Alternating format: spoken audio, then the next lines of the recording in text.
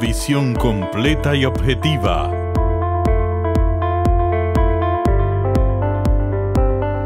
Del acontecer mundial.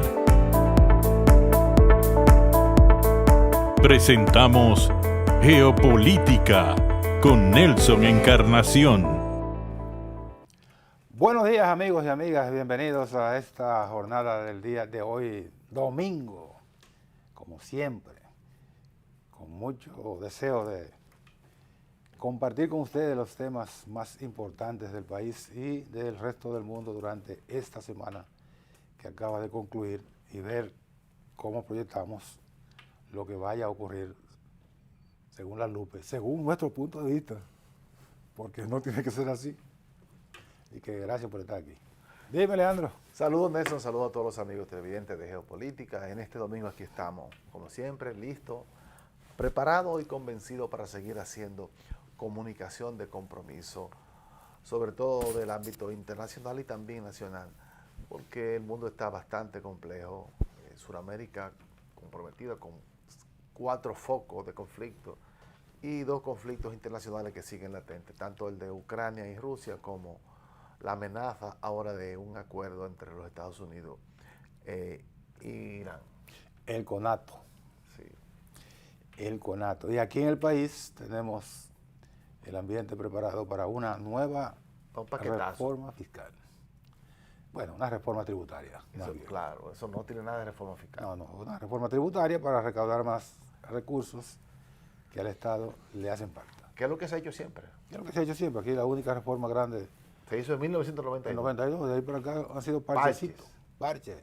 Ha sido escurrir el bulto, sí, para no hacer frente realmente a lo que demanda la dinámica económica de un país que avanza, tiene indicadores muy relevantes, pero que en términos fiscales es desigual, regresivo, arcaico e ineficaz.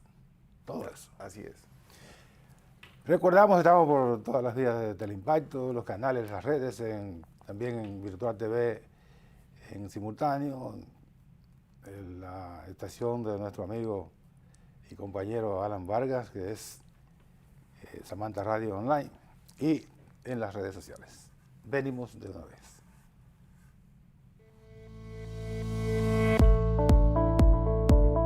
Geopolítica con Nelson Encarnación. En breve, volvemos.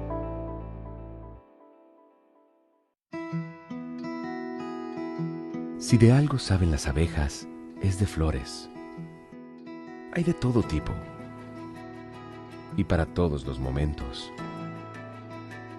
Lo importante no es solo su color, tamaño o forma, sino lo que hace sentir cada una. Y para esos sentimientos trabajan. Igual que el Banco Central, que trabaja para hacer florecer la economía y que sientas estabilidad. Para ese sentimiento de tranquilidad. Para ese sentimiento de crecimiento y desarrollo. Para que la primavera llegue a todos los sectores y los planes de muchos den grandes frutos. Banco Central de la República Dominicana, 75 años trabajando por una estabilidad que se siente. Antes, había lugares donde llegar era un reto, que el vehículo aguantara y que el camino no se hiciera eterno. Hoy, el gobierno de la República Dominicana sigue avanzando. Muchas obras ya están listas y las que vienen siguen cambiando el país. Porque una carretera es más que asfalto, varilla y cemento. Es trabajo, es oportunidad, es una promesa cumplida. Es llegar seguro, con vías bien iluminadas, asistencia 24/7 a través del 511 y obras que conectan comunidades, regiones y destinos. Menos vueltas, más tiempo donde quieres estar. Vías que cambian vidas. Gobierno de la República Dominicana. Esto es mío. Claro que yo puedo. En mi proyecto somos curiosos, valiente, luchador y soñador. Hay que soñar en grande. Y yo sueño con lo más grande. Si hablamos de honestidad, vayan y pregunten. Porque yo soy honesta de verdad. Nunca dejo de pensar en lo demás. Así soy yo. Así soy. Porque yo soy de aquí. De aquí. Y por eso, Yo soy invencible. Cuando los dominicanos creemos en nosotros mismos, somos invencibles. Lo sabemos porque somos Banreservas, el banco de todos los dominicanos. En Geopolítica, el comentario de la semana con el periodista Leandro Campos.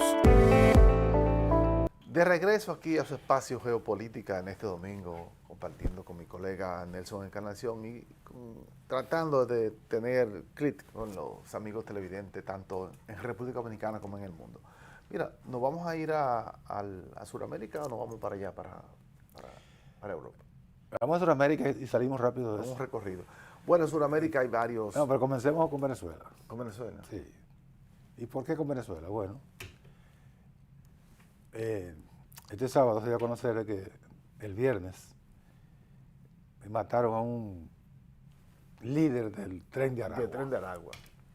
Y dice Estados Unidos que esa operación fue en combinación con Venezuela.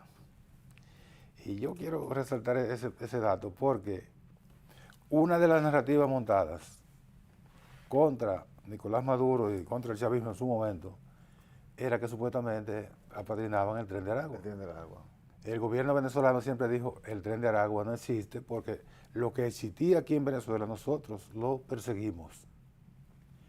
Y entonces nosotros, si hemos perseguido a estos individuos que eran delincuentes y muchos de ellos fueron encarcelados y otros se fueron del país huyendo, nosotros no podemos ¿No podemos ser parte del tren? del Tren de Aragua. Bueno, Ni del Tren de los Soles tampoco. ni del Que cartel, los nada, propios esa- Estados Unidos han dicho, no, eso no existe. no existe, son narrativas. Sí. Entonces ahora nos enteramos que un supuesto dirigente del Tren de Aragua fue abatido en combinación entre Estados Unidos y Venezuela. O sea, los venezolanos abatieron a un aliado.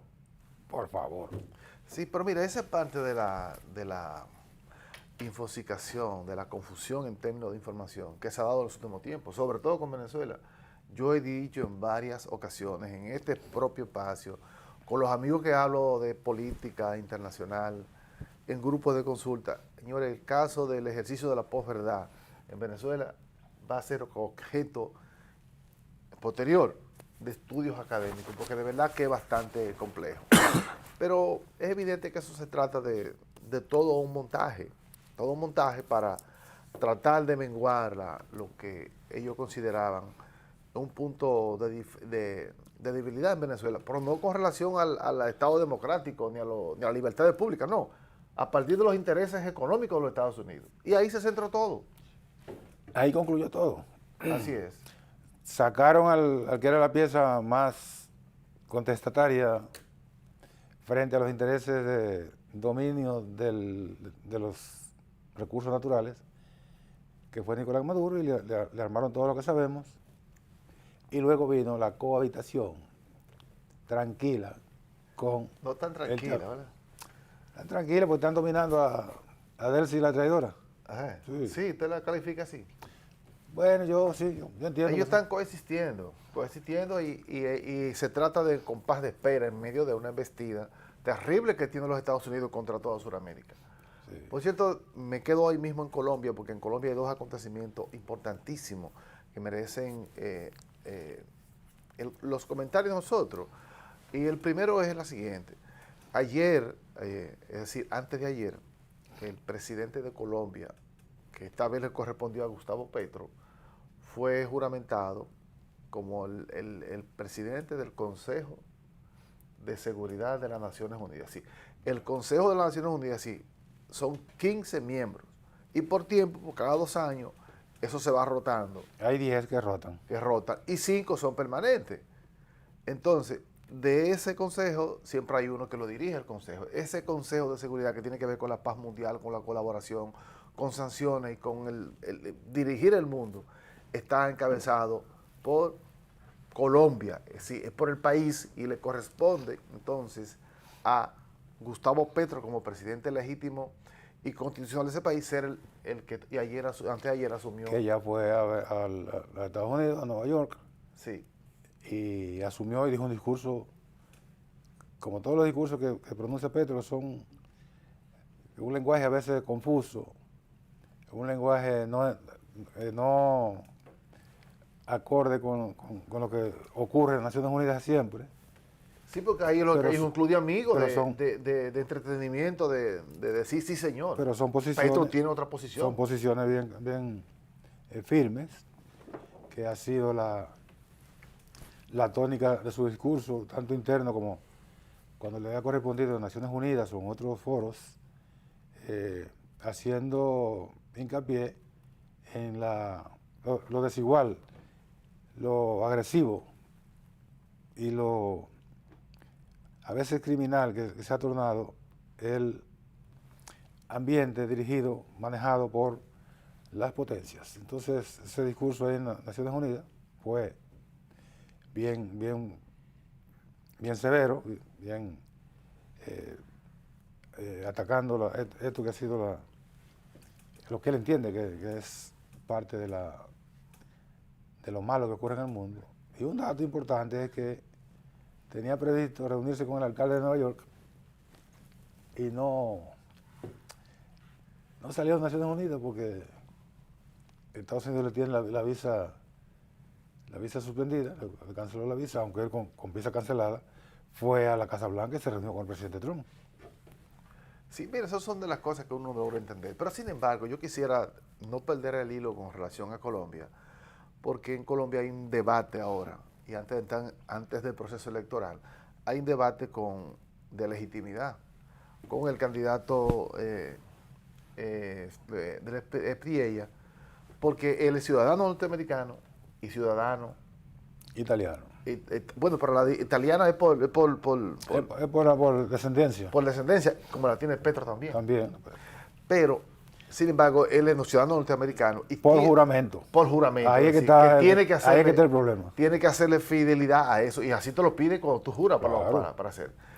Entonces, cuando tú conectas que Colombia le corresponde presidir el Consejo de Seguridad de las Naciones Unidas, entonces tú te preguntarías, si ese señor llegase a ser presidente de Colombia, si ganara las elecciones que son el próximo domingo, entonces, ¿a quién él va a representar? Tiene que ser el que preside ese Consejo de Naciones Unidas. Porque el que lo preside es el presidente de Colombia, no la persona. Hay una discusión, un grupo de miembros del juez del Tribunal Constitucional de Colombia plantearon la nulidad de su candidatura por ese dato. Pero hay un hecho relevante. Estados Unidos no reconoce la doble ciudadanía.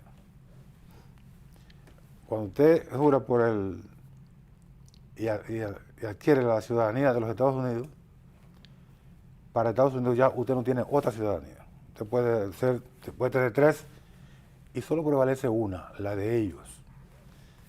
Entonces, ¿qué tratamiento le van a dar al señor Matagato cuando vaya a los Estados Unidos? Si le tocase ir, yo no dudo que él vaya. Que esperamos que no, pero sí, esperamos que no. Está dentro de amplias posibilidades. Sí. Él iría representando a los intereses... A los Estados Unidos en nombre de Colombia. Que además, y eso es lo más importante quizás, es que él nunca ha vivido en Colombia. Él nació y se crió en Colombia hasta creo que 20 años, después se fue de Colombia y no volvió más. Sí, él tiene sus intereses en Estados Unidos. El caso de Noboa, por ejemplo, el presidente de Uruguay, de Ecuador, nació en Estados Unidos. Ya esa le viene por nacimiento. Así no tenía que jurar nada. ¿Y la otra por herencia? Y la otra por herencia, por descendencia. Claro. Por ascendencia, porque sus padres son ecuatorianos. Entonces él se ha comportado a veces como ciudadano de Ecuador, presidente de Ecuador, y a veces como ciudadano como un contribuyente de los Casi Estados Unidos. siempre. Un servir sin reserva a los Estados Unidos. ¿Tú sabes dónde está resuelto ese problema? En la República Dominicana. Si usted tiene una ciudadanía extranjera, usted no puede ser presidente a menos que renuncie 10 años a antes. ella. Sí, 10 la años Constitución lo prohíbe. Allá hay un conflicto de intereses, pero no es tácito. Sí, aquí en la Constitución Dominicana es bien claro. bien clara, sí.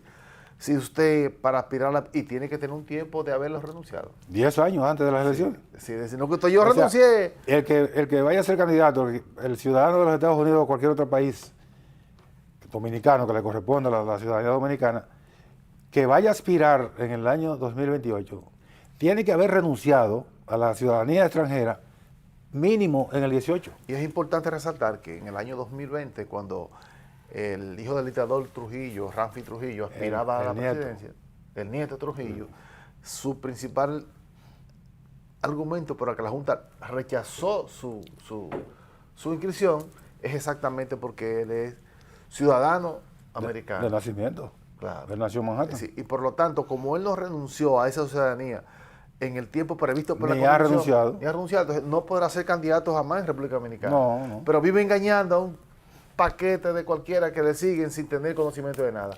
Como pasa en Colombia, como pasó en Ecuador. Sí, son pichones, representantes de los norteamericanos en esos países. Como lo es Guaidó en Venezuela, Leopoldo López, todos esos, María Corina Machado sobre todo, son representantes de los Estados Unidos en esos países, sí. Claro. No crea que ellos representan el interés de esos países. No, para nada. Utilizan a Y los el tontos. Priella ahora, el que aspira a ser presidente de Colombia, que no lo va a hacer, es un pichón, es un representante de los Estados Unidos. Esperamos que no lo sea. No lo va a hacer. Tiene, no lo va a hacer. Tiene mucha posibilidad. Porque los pueblos de América Latina alguna vez tienen que levantar la cabeza y la dignidad sobre todo. Anda, diablo. Si tú vas a confiar en el pueblo. ¿Por en quién voy a confiar? Ya yo vi que tu apuesta es bastante compleja. No, pero es compleja, pero los pueblos saben levantarse. Levantarse. ¿Tú crees que oye, yo lo dije Pero ¿cómo aquí. es posible que con la experiencia de Argentina, que se creían los europeos de América y eligen a un payaso como presidente, como Milei, que ha hecho un desastre de ese país, a punto de volver a la época más oscura de la crisis económica de ese país? Volvió a las deudas, a la hiperdeuda que había Sí. en América básicamente en América del Sur. Sí. Argentina, Venezuela, El propio Ecuador y Perú. y Perú, sí. Una deuda horrible. ¿Te acuerdas de que la deuda es impagable? Claro. De Alan García. Sí. Sí. Es decir, ¿cómo es posible que con esa experiencia tan cerca y tan reciente, pueblos de América del Sur se atrevan a dar un paso tan vacío, tan al vacío, como es el caso, de poner como a dirigir su nación a personas que representan otros intereses que no tienen que ver nada con su nación? ¿Cómo es posible? En lo absoluto. ¿Cómo es posible que sacó la mayor votación en la primera vuelta? Sí, pero ahí fue una sorpresa que ninguna intención lo daba como para que Priella sacara, y ahora eso se ha revertido. Yo tengo la certeza, para no decir que la fe. Tú tienes el deseo. No, yo no di la certeza, eso se ha recompuesto ahí. Hay una recomposición tanto de la campaña como el pueblo tirado a la calle, y ha tomado un elemento importante que pienso que es el más destacado de todo. Es que el gobierno de Gustavo Petro ha sido bastante responsable con favorecer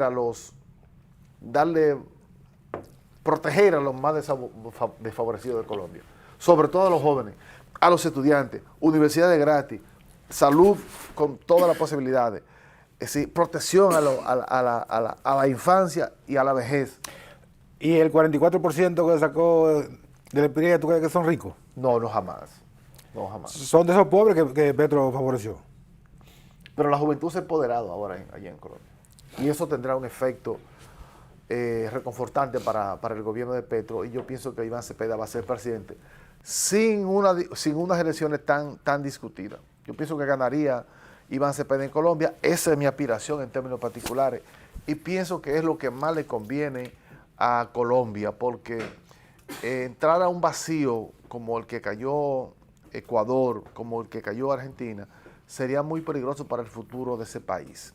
Por lo que desde aquí nos quitamos el traje de comentarista y yo soy claro. Para ser activista. Totalmente. Yo creo que al país Colombia tiene un tránsito importante que no debe ser interrumpido, y mucho menos con un individuo de ese nivel, como les expliqué ella, que sus valores son totalmente contrarios a la paz, a la convivencia pacífica, a la igualdad, es decir, tiene una visión clara. Y si Colombia cae en eso, bueno, imagínate, en un país que ha vivido un desangramiento prolongado como Colombia.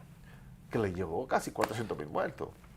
Una guerra horrible, de 40, 50 años. Y parte del discurso de este señor es que va a destripar a la izquierda. Sí, destripar.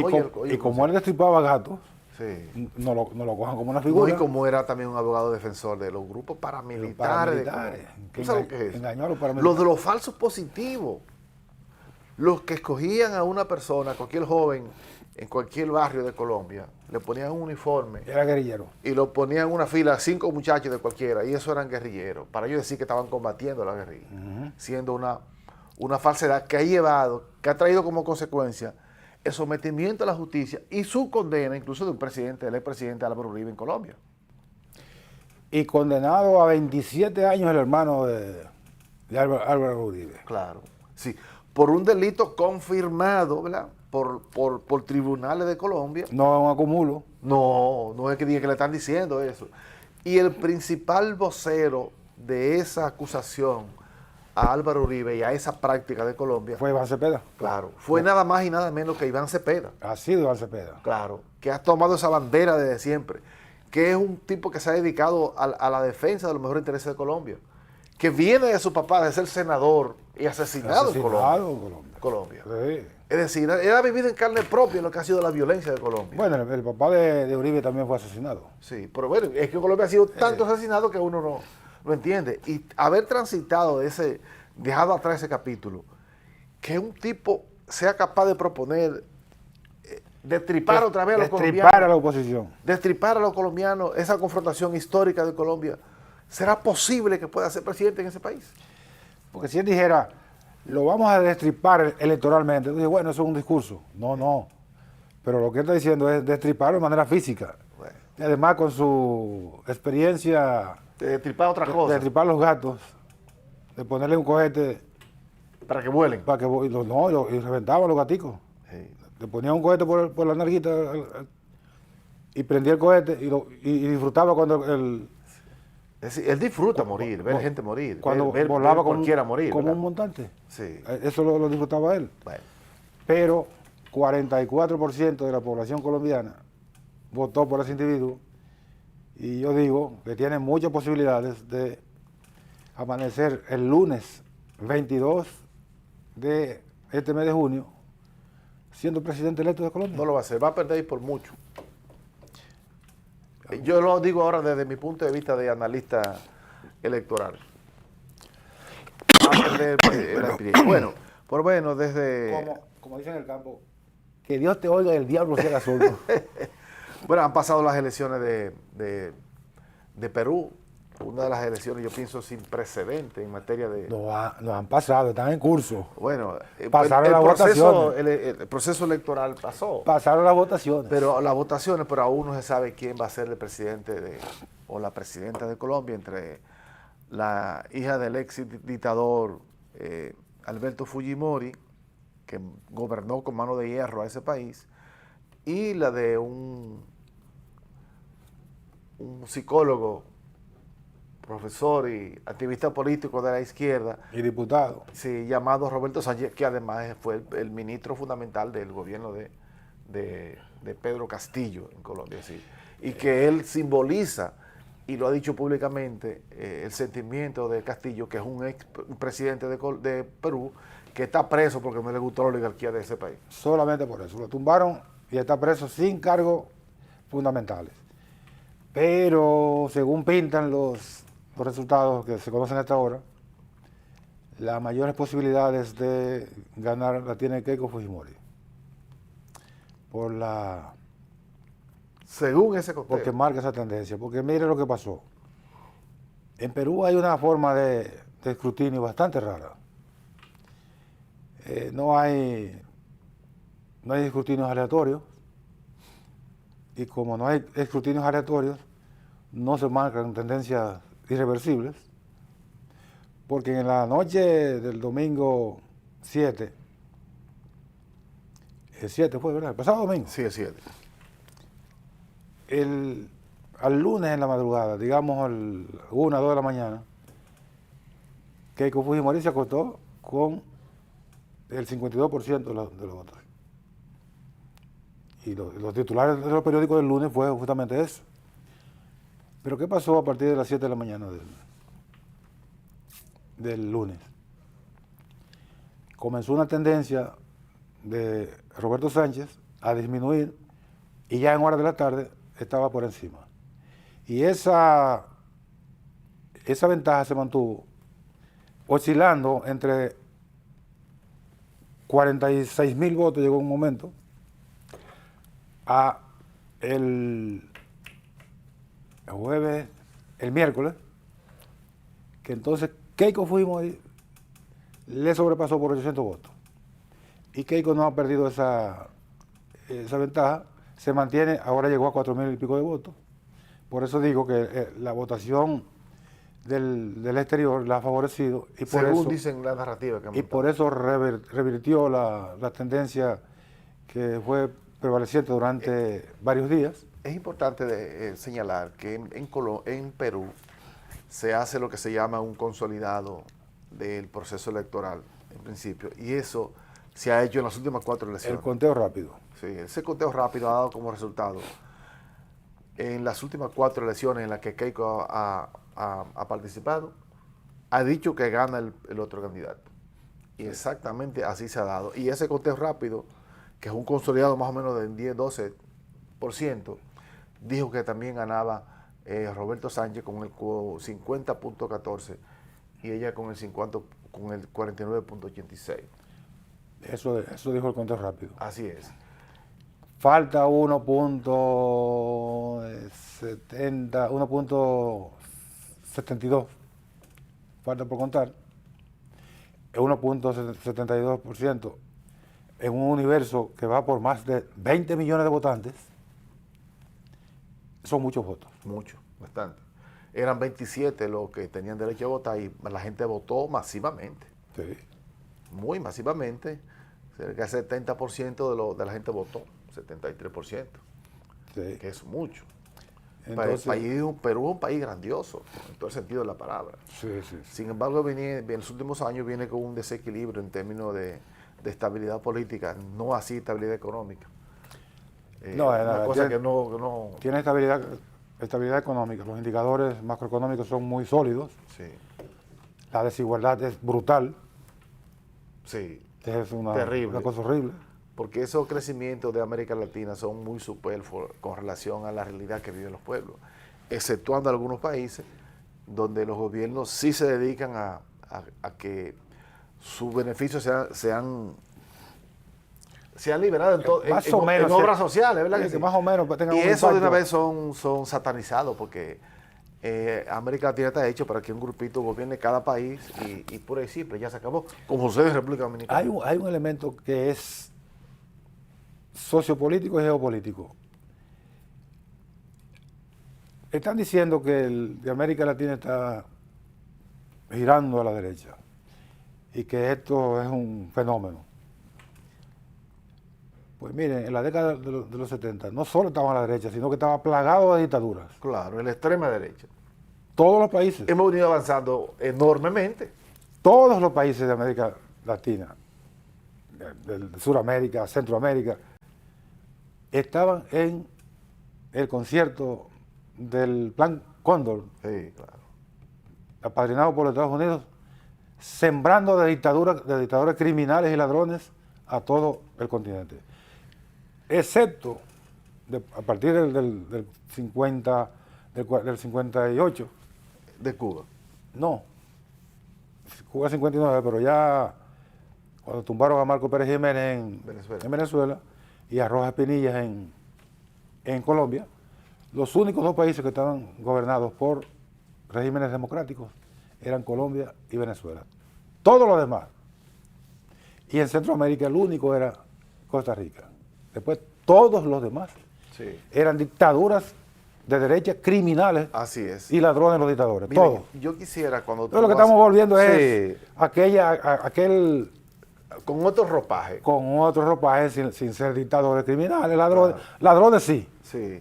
Pero no criminales. Y yo quisiera, después de ese recuento que hace Nelson, hacer un símil con una declaración que dio el Parlamento Europeo. Es decir, el Parlamento de los Diputados Europeos dijo en esta semana, hace 3 días, en un comunicado, que sentía alta preocupación por la intromisión del presidente Trump en las elecciones de Colombia. Es decir, lo hace el Parlamento Europeo. Sin embargo, ningún parlamento, ningún organismo de América Latina se ha atrevido a decir, ha dicho algo. Después de la intromisión en Argentina, en Honduras, en Guatemala, en Venezuela y ahora en Colombia y Brasil, la mayoría de los demócratas, de los patriotas de América Latina, no han sido capaces de decir nada sobre eso. Y estamos frente a un hecho que podría consumarse en Colombia, que podría terminar en una agudización de la confrontación que ya tengan superada. ¿Tú sabes por qué no lo hacen? No es porque no tengan el deseo, sino por miedo. Miedo a que le quiten una visa. ¿Ah, sí?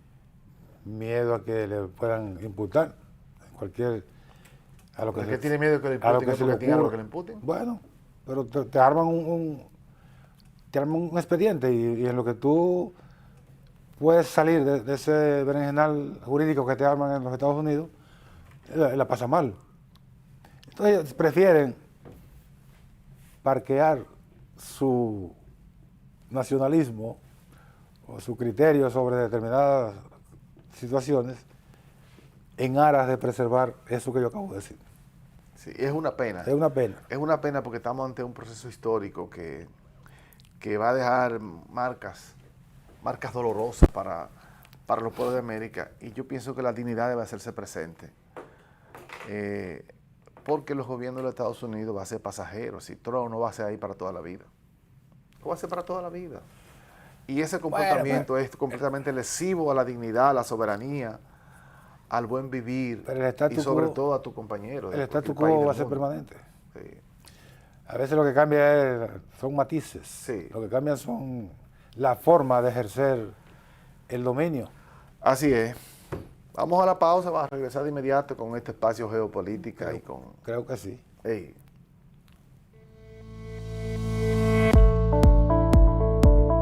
Geopolítica con Nelson Encarnación. En breve, volvemos.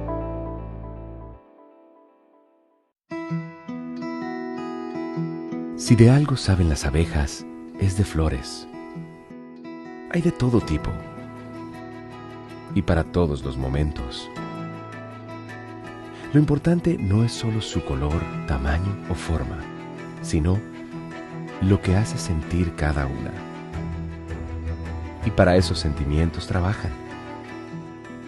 Igual que el Banco Central, que trabaja para hacer florecer la economía y que sientas estabilidad. Para ese sentimiento de tranquilidad.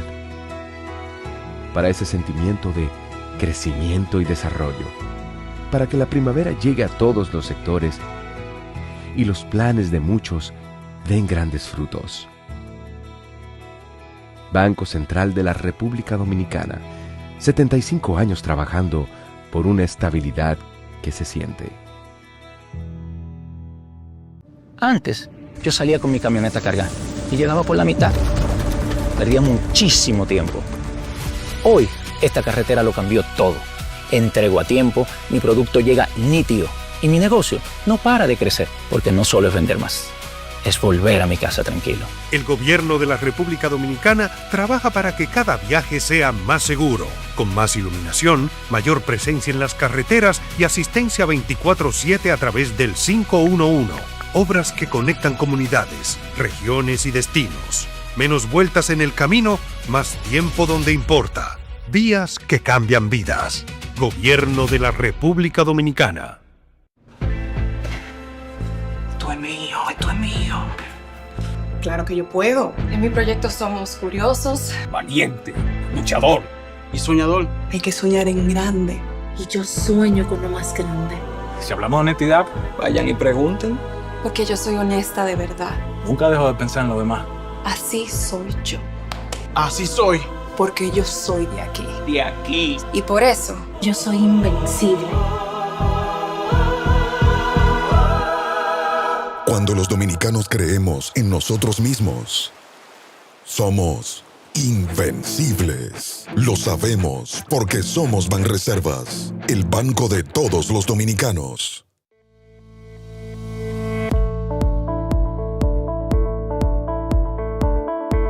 Estás viendo Geopolítica con Nelson Encarnación. Bueno, Leandro, el país ya conoce lo que es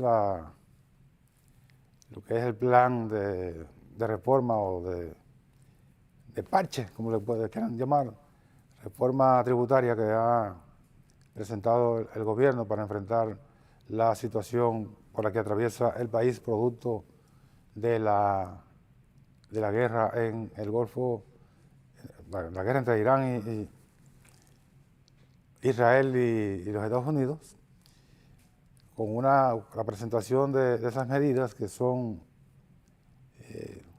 el gobierno entiende que puede recaudar alrededor de 50.000 millones de pesos para balancear lo que son los ingresos fiscales y poder hacer frente a las situaciones que se le generan por falta de recursos.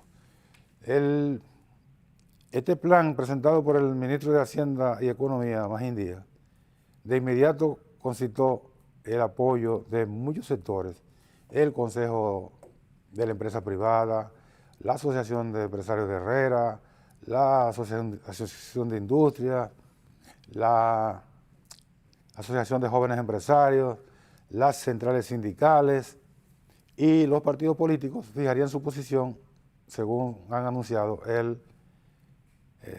este lunes, mañana lunes. Vamos a ver qué dirán los partidos políticos, pero la verdad que el plan, que no es tan ambicioso como la reforma que se retiró en octubre del año 2024, ese plan contempla, como dije, algunas mitigaciones de los efectos de la crisis geopolítica. Y que vamos a ver parte de lo que dijo el ministro Magín Díaz cuando presentó el proyecto que va para el Congreso, que ya el Congreso entró por el Senado. El Senado creó una comisión bicameral para estudiarlo y de seguro que eso pasaría rápido porque, como acabo de decir, tiene una amplia aceptación de los sectores fundamentales. Vamos a ver parte de lo que dijo Magín, que fue una rueda de prensa de alrededor de 40 minutos. Obviamente vamos a poner algunas de esas partes. Por estas razones, estamos proponiendo una estrategia de ingresos con un alcance moderado que procura una recaudación estimada de entre 40 y 50 mil millones de pesos. La propuesta busca corregir distorsiones del sistema tributario, combatir la evasión y la informalidad, simplificar obligaciones para contribuyentes, apoyar la inversión privada y generar recursos adicionales bajo un compromiso explícito de transparencia y rendición de cuentas. No estamos diseñando un plan fiscal para frenar la economía. Al contrario, esta propuesta incluye incentivos concretos para invertir, exportar, formalizar y producir más. Un sistema tributario moderno no solo debe recaudar, también debe eliminar cargas innecesarias, facilitar la formalización y acompañar la competitividad del país. Antes de pedirle más a quienes ya cumplen, el Estado tiene que hacer más simple el cumplimiento tributario y cerrar los espacios de evasión, informalidad y privilegios mal utilizados. Esa es una condición básica de credibilidad. El proyecto incluye medidas específicas para apoyar a la clase media. Esta reforma corrige distorsiones acumuladas y reconoce que la justicia fiscal también implica proteger al trabajador que cumple. El proyecto dota a la Administración Tributaria de nuevas herramientas para combatir el incumplimiento fiscal, la informalidad y prácticas que erosionan la base tributaria. La evasión y la informalidad no son gratis. Cuando algunos no cumplen, terminan pagando más los que sí cumplen. Esta reforma busca corregir esa inequidad. El Poder Ejecutivo acompañará la propuesta con un esquema de rendición de cuentas para que la ciudadanía pueda conocer el rendimiento de las medidas, su impacto fiscal y el destino de los recursos recaudados. Esta reforma no puede ser un cheque en blanco. Cada peso adicional debe ser explicado, reportado y justificado ante la ciudadanía. La confianza no se exige, se construye con datos, resultados y transparencia. Esta semana haremos un aumento moderado en los precios de los combustibles, pero con el compromiso de congelar los precios al menos durante 3 meses, siempre y cuando el precio promedio del barril de petróleo no exceda los $95. De igual forma, nos comprometemos a no mover la tarifa eléctrica en esta coyuntura. Esto lo podremos hacer si contamos con los recursos adicionales que esta propuesta nos va a generar. El Ministerio de Hacienda y Economía, como órgano técnico responsable del diseño de esta propuesta, acompañará el debate legislativo con información clara y datos verificables. Vamos al Congreso con una propuesta seria y bien pensada. Lo importante es preservar 3 principios: estabilidad económica, equidad tributaria y responsabilidad en el uso de los recursos públicos. Ese es nuestro compromiso y pedimos a la sociedad que sea parte, porque la estabilidad económica nos beneficia a todos. Estas fueron mis palabras de introducción y ahora muy brevemente voy a explicar a través de una presentación las medidas concretas que vamos a enviar al Congreso próximamente.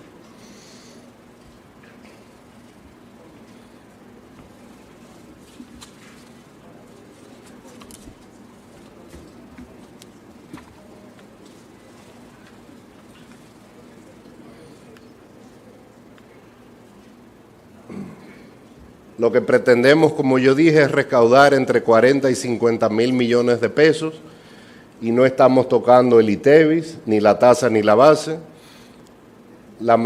No estamos tocando la mayoría de los impuestos selectivos que en el país ya tienen tasas altas, ni el impuesto a la propiedad inmobiliaria, no tocamos el impuesto a la renta empresarial de las MIPYMES, ni los impuestos a los intereses ni dividendos, y no se va a considerar un impuesto a las plataformas digitales. En algunos casos estamos eliminando o reduciendo algunos impuestos. Hemos dividido el proyecto en 4 bloques: medidas pro crecimiento económico, medidas de simplificación o facilitación tributaria, medidas para combatir la evasión y una actualización del sistema tributario. Estamos proponiendo un esquema general de depreciación acelerada a partir del próximo año para promover la inversión de las empresas. A los exportadores locales, así como se les reembolsa el ITEVI, también vamos a proponer que se reembolsen los impuestos selectivos a los combustibles y a los seguros. Y estamos derogando gradualmente 3 impuestos: el impuesto a la constitución de compañías, el impuesto a las hipotecas, que es de 1.890, y el impuesto selectivo a los seguros de vida. También para el sector farmacéutico que utiliza alcohol etílico en su producción, le estaremos reembolsando el impuesto selectivo al alcohol. Estamos proponiendo la eliminación de los anticipos a las microempresas, que constituyen el 78% de las empresas que declararon impuestos sobre la renta el año pasado.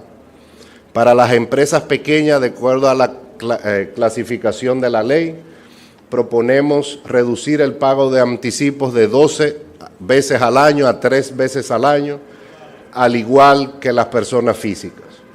Y estamos proponiendo dar rango de ley a la eliminación de anticipos e impuestos a los activos al sector agropecuario. Estamos actualizando el título 1 del Código Tributario, proponiendo una reducción en la tasa de los recargos moratorios y poniéndole un tope para que los recargos, como ocurre en la actualidad, no superen en una o varias veces el monto del impuesto. También estamos formalizando en el código los acuerdos de pago y dando descuento por pronto pago sin discrecionalidad de acuerdo a varias condiciones que se especifican en el proyecto.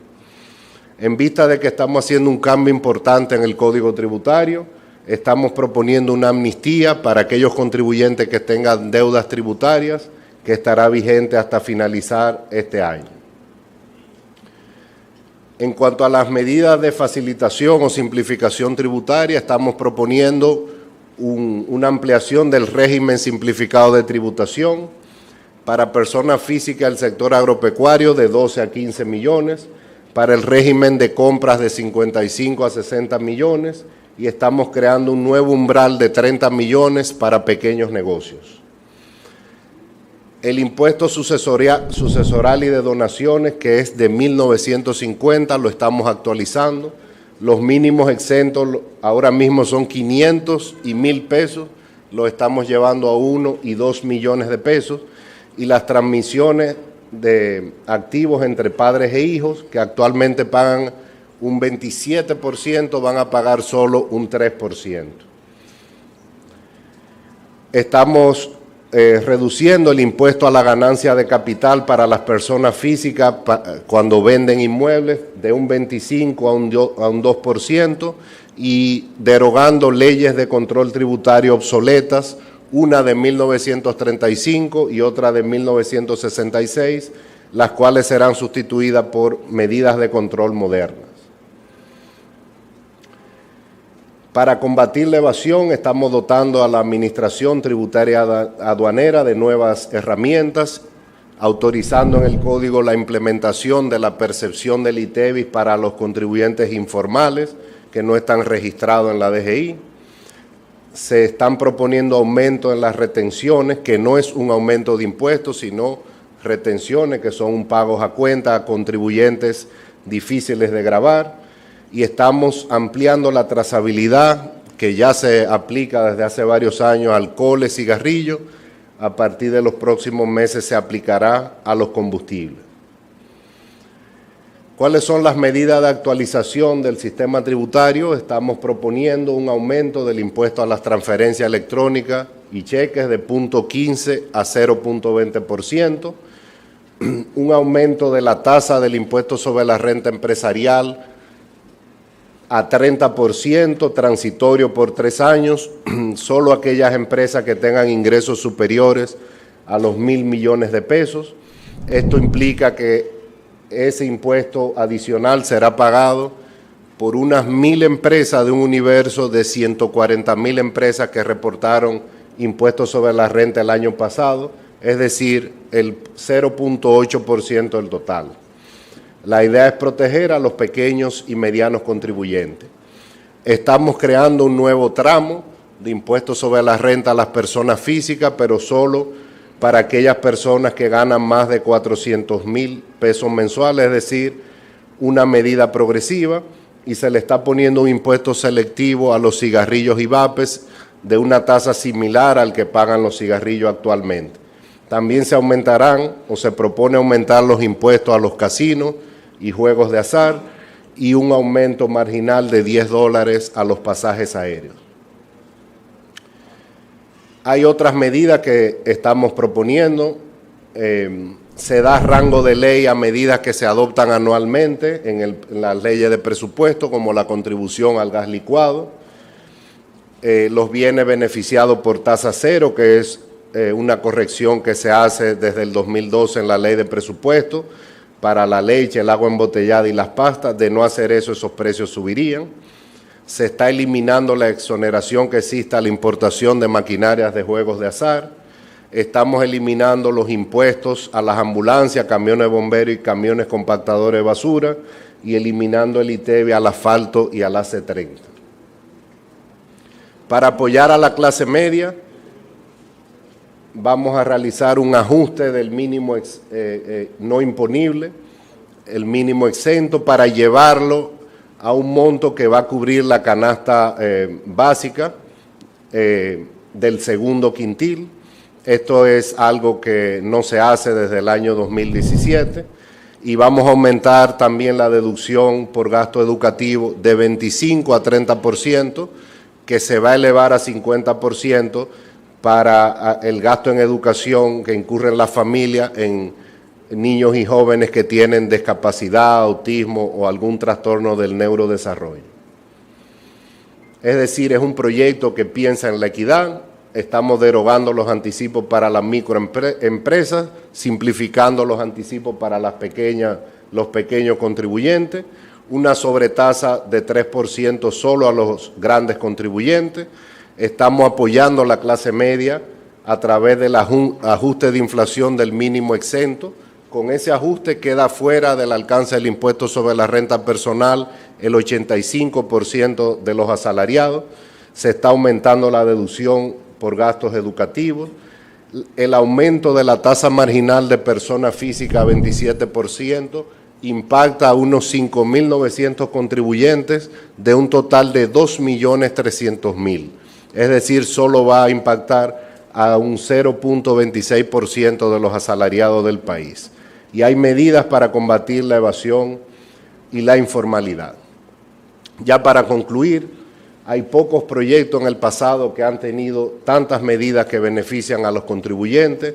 Hemos tratado de proteger a los que menos tienen, de no cargar más a la clase media, de incentivar la producción y la inversión, facilitarle la vida a quien quiere cumplir, dotar de más herramientas a la administración tributaria aduanera para combatir la evasión y ayudar a las pymes. Esta reforma va a ser pagada por los contribuyentes de mayor capacidad contributiva. Y el gobierno, como yo expliqué, también tiene una cuota de sacrificio, profundizando las medidas de austeridad y exigiendo eficiencia a cada institución pública.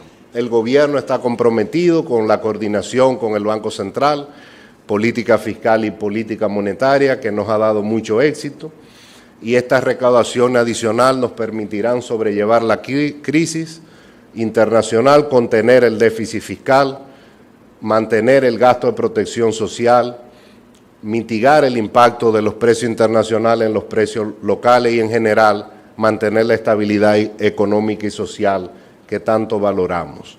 Y por último, yo creo que es bueno mirar el futuro con optimismo. Hemos enfrentado crisis anteriormente, sobre todo en los últimos años, y la economía dominicana continúa creciendo, creando empleos y seguimos atrayendo inversiones.